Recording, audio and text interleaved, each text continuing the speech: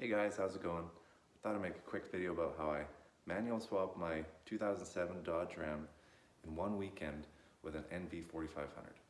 Let's get into it. Alright, welcome under my greasy truck. So like I said, this is a NV 4500. Originally this truck had a 48RE automatic transmission. To bolt it to the engine, it's got a 24 valve bell housing. I got that off of Advanced Adapters. I think that is available OE if you can find it in a wrecking yard or something. The input shaft for the transmission is an 1 3/4" upgrade kit. That let me put the larger clutch out of a NV 5600. So I just ordered my clutch for a 2004 Dodge Ram, and that bolts right to the flywheel for a common rail Cummins and into that input shaft, the 1 3/8" input shaft. Other than that, it needed a starter spacer. I got that off of Amazon. It's a pretty normal part. Just grab one of those, make sure you have that. Otherwise the flywheel won't bolt up and you'll be shit out of luck. All right, for the transmission mount, I still have the original 48RE cross member and mount. So as you can see, I think, wow, this is 2 years going back, but pretty much just cut the front of the mount off where that rust is, drilled some new holes and got some, what is that, like 1/8 inch or 3/8 plate washers. And then I also had to shorten it. I don't know if you can see that weld seam, just to tilt the transmission down a bit. Not my best work, but also I had to drive the thing on Monday, so you know, you do what you need to do. But that actually wasn't too hard to figure out. Using all the original stuff from the 48RE, I was able to bolt the back of the transmission up. The drive shafts, so this transmission is about 1 inch shorter than the original 48RE. So the rear drive shaft had enough spline engagement that I just used the original drive shaft. No changes there. The front drive shaft I left out until I could get it shortened. I just took it to a local drive shaft shop and they shortened it, no problem. Bolting the transfer case up, the input shaft for the transfer case is different for the 48REs. So you need to replace that with a 29 spline input shaft. I got that from Rock Auto as well. But you have to pull the whole transfer case apart and then replace the input shaft, put it all back together. But you can do it. And that is the original transfer case. That was bolted to the 48RE, now is bolted to the NV 4500. This rod is adjustable, so the 4-wheel drive, you can just adjust the 4-wheel drive, no problem. All right, last thing under here is gonna be wiring. So, I don't like to cut up my wiring harnesses, so as you can see, let's see, get my plug out. All the plugs are still there, I just tucked it up over top of the transmission. The only thing that you gotta touch here to get the truck started is the neutral safety switch. So that's gonna be off the end of, I forget which plug it is. I think it's the one with the most amount of pins in it, but basically, what colors are these here? Let's take a look. I believe it's blue, yellow, and yellow. I don't have a neutral safety switch. I just butt connected this together. Again, this isn't like my best work, but it is a work truck. It does work. I'll just tuck that up. This thing needs a whole bunch of work anyways. And yeah, so you can either have those wires run up into the cab on your clutch pedal for an actual neutral safety switch, or just butt connect them here and you're good to go. Again, this is a 2007. I don't know if they changed the wiring colors for, you know, other years, but that's what worked on my truck. And yeah, if you need more information about that, maybe just comment and I'll kind of figure out something. Right, so underneath the hood here, really the only thing going on is now the truck has a clutch master cylinder. So usually there would be, there'd be a plug there. Literally unbolt that, bolt the new clutch master in, and then this is a self-bend kit. So this is for basically a NV5600 clutch. So just order your parts for a 2004 Dodge Ram. That's what I did. Then you get the 5.9 liter Cummins and NV5600 in a third gen.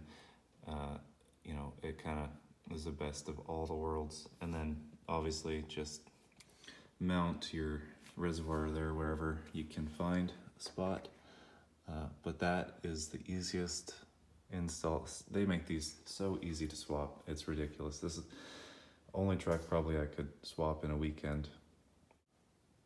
All right, and then inside the truck, a couple things have to change as well. So I got a new steering column cover. That's just original from Dodge. You don't have to, but kind of cleans it up because usually there'd be a hole there.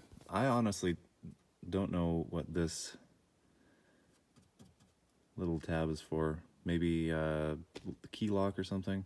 Whatever, it doesn't really bug me too much. For the clutch pedals, that's actually super easy. They set up these things with the same pedal block on all of them. So literally, I don't know, that's a bad angle, but all right, yeah, there you go. So slide your clutch pedal in there, put your pin through, and then get to new pin for your master cylinder, and it literally just slides together, no problem at all. My brake pedal, I cut the brake pedal down, you can see, and got new, so that's the original automatic brake pedal. I just took an angle grinder, cut it in half, and put the smaller pad on. All right, now, last thing, or one of the last things, to fit the shifter on. If you have the same center console as I do, there would have been a little tray right there. You just pop that out, go to your Dodge dealership and grab a new boot, or if you can find one on a scrapyard, for a 2007 Dodge Ram. And that just clips in and works perfectly. This shifter is out of a GM truck with a NV4500. So the Dodge is shaped differently, and it was hitting, I think it was hitting the front of the dash down here. So it wasn't gonna work. Even this needed to be kind of tweaked. It was hitting the back of the center console, so it just took some heating and bending to make that shifter clear everything. I'm kind of happy with how it is now. That's first gear, and it's, you know, not too far forward. It doesn't hit my what's that, my third seat there when I'm in, you know, second, fourth, whatever. So that worked out. Underneath all this, if you take everything out when it's still automatic, there's going to be a little square, I don't know, like a embossment in the body of the truck on the floor. That for me was perfectly where the shifter wanted to be. So maybe just measure from your bell housing on the transmission back to the shifter opening, and then do a measurement off of the engine back onto the body, just to make sure it's going to be about the same area. But for me, it was perfect. I just cut that area out, and the shifter went straight through there, no problem at all. Programming. So I have a Smarty tuner for my truck. I just contacted them and had them, or sent them my VIN number, I think, and for, I think it was like 100 or 150 bucks Canadian, they sent me a file to flash my ECM to manual. I'll grab my keys, but I'll show you now. No park neutral light comes on, because usually it would have been down there, park neutral. That's gone now, and yeah, truck thinks it's manual. Oh, I did hear on the earlier trucks they have a separate transmission control module underneath the hood. I think that they were on the other side, somewhere underneath the coolant reservoir or somewhere over there. I heard that you just unplug those and then the truck will start. But on these trucks, like the later 5.9s, you don't have that. All I have to do is unplug the transmission plugs right by the transmission and you're good to go. So that's pretty much everything I can remember from doing the swap almost 2 years ago. Just make sure, do your research. There's so many things on forums about this stuff.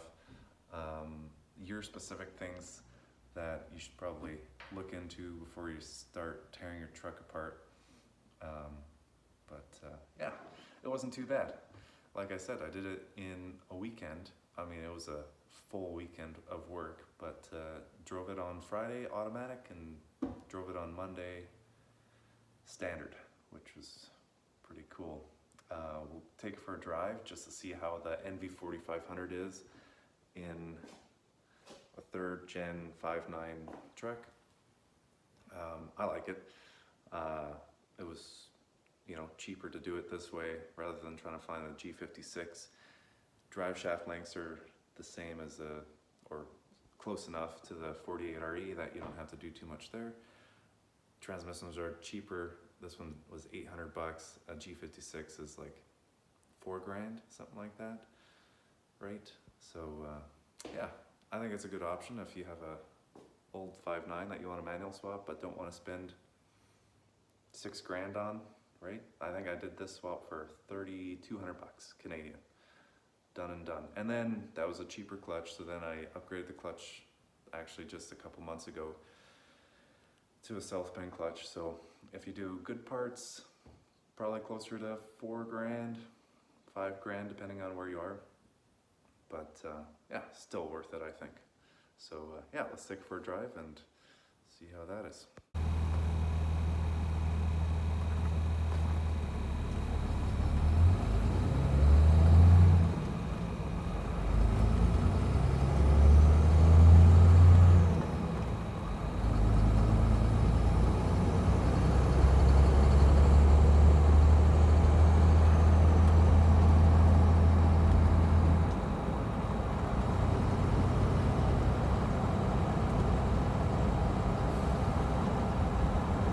So you can still start in 2nd gear, which is nice.